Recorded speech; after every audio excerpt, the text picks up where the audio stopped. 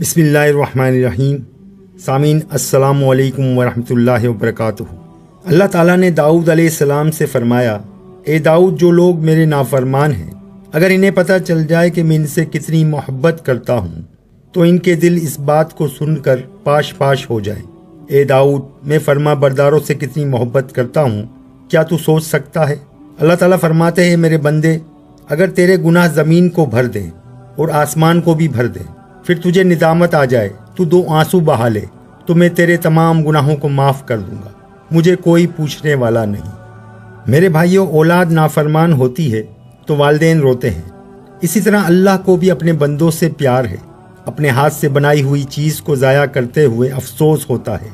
نوح علیہ السلام نے 950 سال اپنی قوم کو اللہ کی طرف بلایا۔ جب ان کی سرکشی زیادہ ہو گئی تو اللہ سے کہا، اے اللہ، ان سب کو ہلاک کر دے۔ تو اللہ تعالیٰ نے فرمایا، اے نوح، تم مٹی کے گڑھے بناؤ۔ نوح علیہ السلام نے ایک عرصے تک مٹکے بناتے رہے، پھر اللہ نے حکم دیا کہ تم ان سب کو توڑ دو۔ جب مٹکوں کو توڑ دیا تو اللہ نے کہا، اے نوح، تجھے افسوس ہو رہا ہے؟ اسی طرح یہ لوگ بھی میرے بنائے ہوئے ہیں، جب میں ان کو ہلاک کر دوں گا تو کیا مجھے غم نہ ہوگا؟ فرعون نے جب خدائی کا دعویٰ کیا، اس کے باوجود اللہ نے موسیٰ علیہ السلام سے کہا کہ فرعون سے نرمی سے بات کرنا، شاید یہ توبہ کر لے اور میرا فرما بردار بن جائے۔ قارون نے موسیٰ علیہ السلام پہ زنا کی تہمت لگائی۔ موسیٰ علیہ السلام کے حکم سے زمین نے اسے نگل لیا۔ قارون نے 70 مرتبہ کہا، اے موسیٰ، مجھے معاف کر دو، مگر موسیٰ علیہ السلام نے معاف نہ کیا۔ اللہ تعالیٰ نے فرمایا، اے موسیٰ، اگر یہ مجھ سے ایک مرتبہ بھی معافی مانگتا تو میں اسے معاف کر دیتا۔ اللہ تعالیٰ بندوں سے کتنی محبت کرتے ہیں۔ میرے بھائیوں، کسی ماں کو اپنی اولاد سے ایسی محبت نہیں ہو سکتی جیسی اللہ کو اپنے بندوں سے محبت ہے۔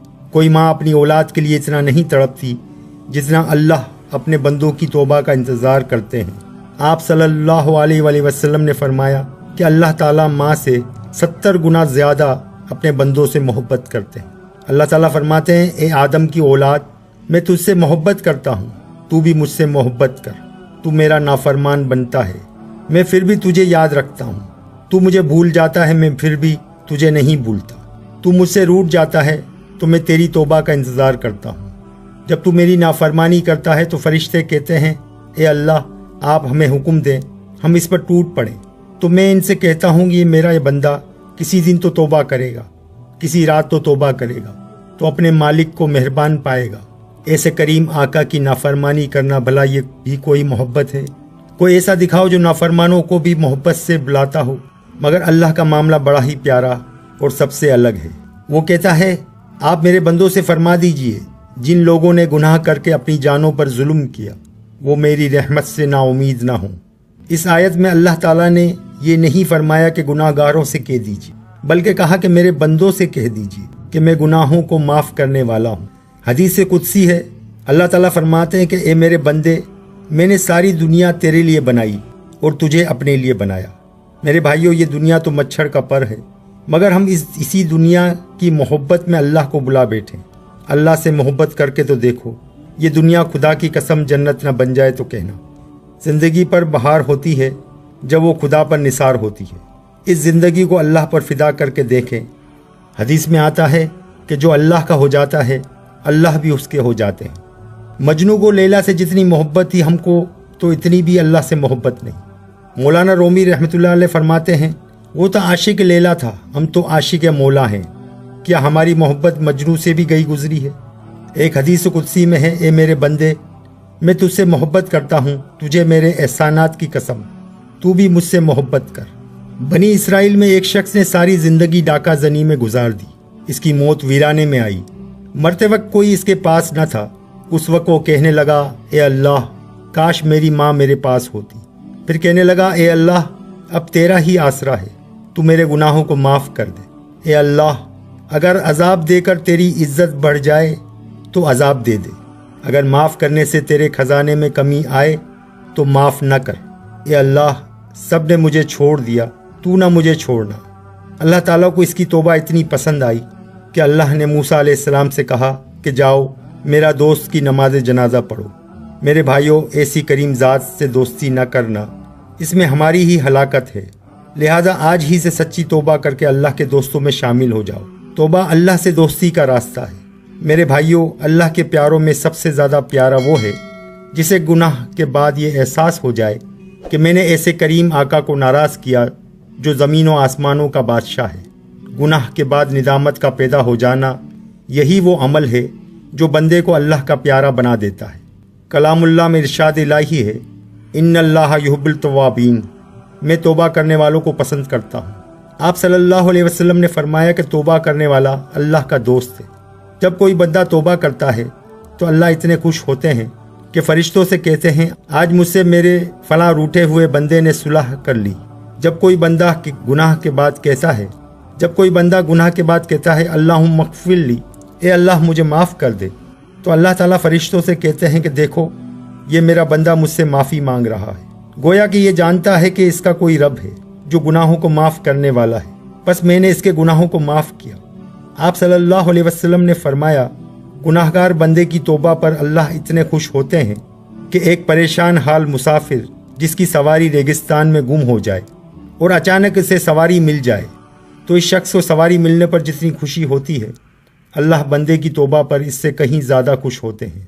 میرے بھائیوں، شیطان کہتا ہے کہ بڑھاپے میں دیندار بن جائیں گے، لیکن یاد رکھنا موت کا کوئی وقت متعین نہیں۔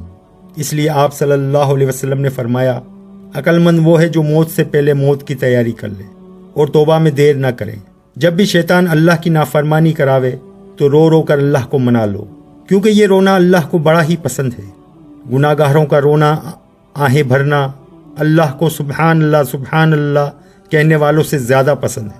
اللہ تعالیٰ کو توبہ بہت زیادہ پسند ہے، لیکن توبہ کی 4 شرائط ہیں۔ پہلا، گناہ کو چھوڑ دینا، دوسرا، گناہ پر ندامت کا ہونا، اور تیسرا، آئندہ گناہ نہ کرنے کا عزم کرنا، اور چوتھا، اگر اس گناہ کا تعلق کسی کی چیز ہے تو اس کو واپس کرے یا پھر اس سے معافی مانگ لے۔ ایک بات یاد رکھیے گا کہ شیطان مایوسی پیدا کرتا ہے کہ ہم نے 40 سال اللہ کی نافرمانی میں گزارے ہیں، ہم تو بڑے مردود ہیں۔ یہ سب شیطانی حربیں ہیں۔ ایک شخص نے 60 سال اللہ کی اطاعت کی، پھر شیطان کی محنت کی وجہ سے 60 سال اللہ کی نافرمانی کی، پھر توبہ کا خیال آیا کہ قبول ہوگی کہ نہیں ہوگی، تو اس سے کہا گیا کہ میرے بندے، تو نے ہماری اطاعت کی ہے تو ہم نے تمہیں سکون اور اپنا قرب عطا کیا، اور تم نے ہماری نافرمانی کی ہے، اس وقت سے ہم تمہاری توبہ کے منتظر ہیں۔ یاد رکھو، گناہوں پر رونا اور توبہ کرنا یہ اللہ ہی کے حکم سے تو ہے، ہماری کیا مجال جو ہم کچھ کر سکیں۔ لہٰذا جب وہ اپنا بنا رہا ہے تو اس میں دیر مت کیجیے، اس لیے زیادہ سے زیادہ استغفار کیجیے اور گناہوں سے بچیے، اللہ کا محبوب بنیے۔ اللہ کے محبوب بندے ان کاموں سے بچتے ہیں جن سے اللہ ناراض ہوتا ہے، کیونکہ اللہ نے اپنی دوستی اور ولایت کا تاج عطا کرنے کے لیے تقوی کو شرط قرار دیا ہے۔ ارشاد باری ہے، میرے دوست صرف گناہ سے بچنے والے ہیں۔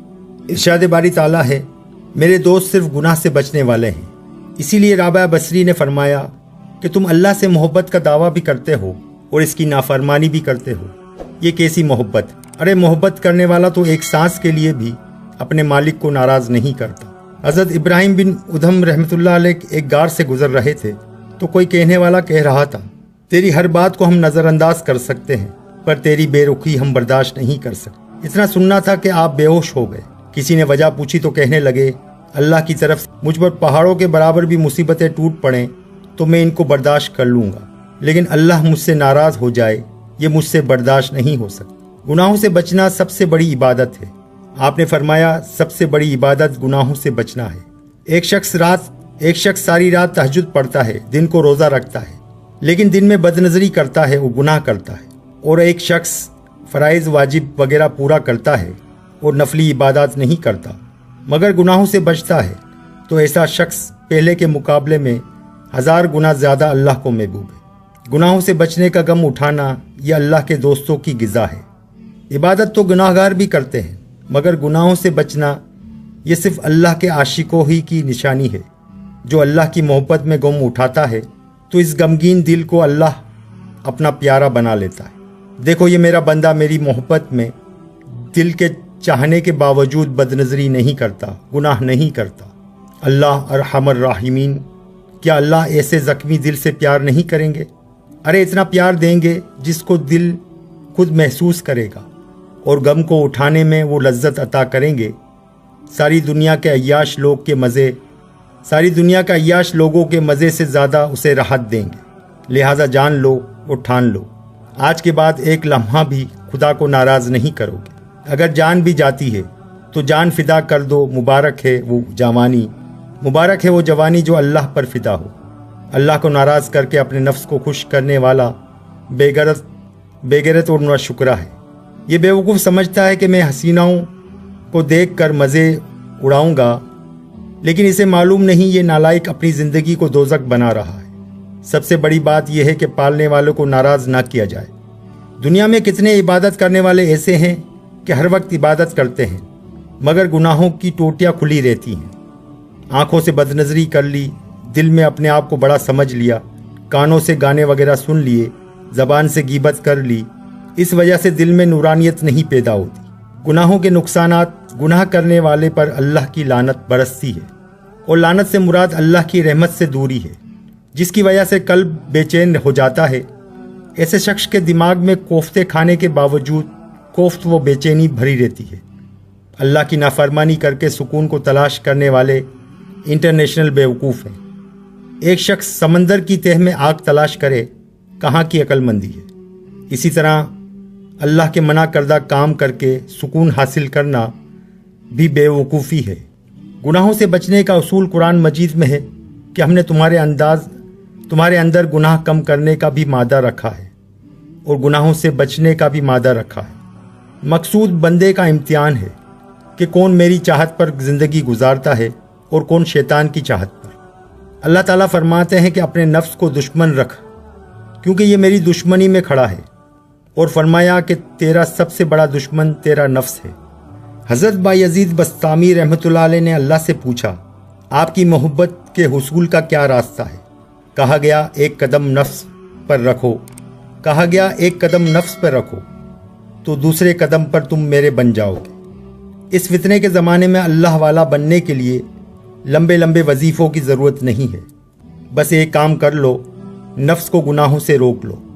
गुनाहों के तकाज़ों से परेशानी ना हो, ये तकाज़े तो अल्लाह से करीब करते हैं। बस इन तकाज़ों पर अमल न करो।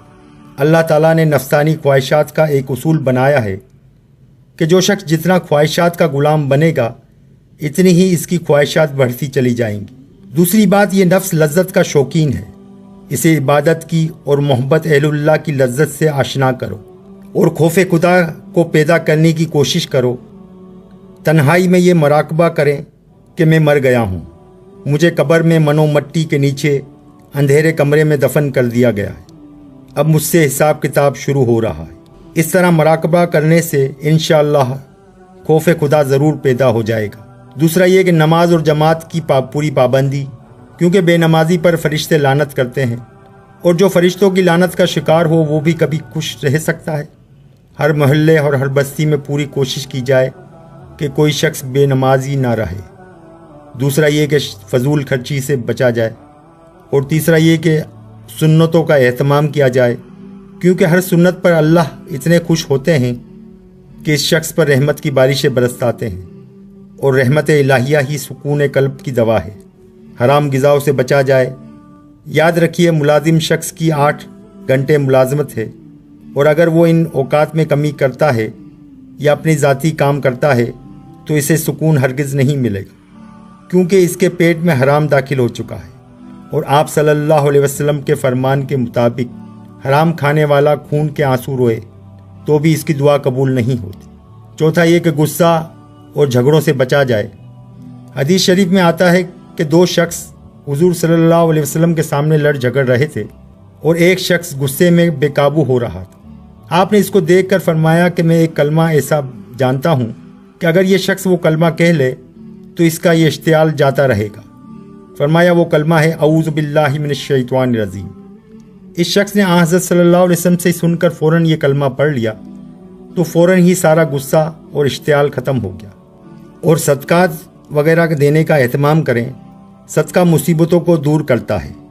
रिवायत में आता है कि हज़रत सालेह अलैहिस्सलाम की कौम में एक शख्स था जो लोगों को बहुत तकलीफ़ पहुंचाता था। लोगों ने हज़रत सालेह अलैहिस्सलाम से शिकायत की और दरख्वास्त की कि आप इसके लिए बदुआ करें। सालेह अलैहिस्सलाम ने जवाब दिया कि जाओ तुम इसके शर से महफूज हो जाओगे। वो शख्स रोज़ाना लकड़ी चुनने जाया करता था। चुनाचे वो इस रोज़ भी इस इरादे से निकला कि इस रोज़ इसके साथ 2 चपाती रोटी भी थी। इसने एक को खा लिया और दूसरे को सदका कर दिया। गर्ज वो गया और लकड़ी चुनकर शाम को सही और सालिम वापस लौट आया।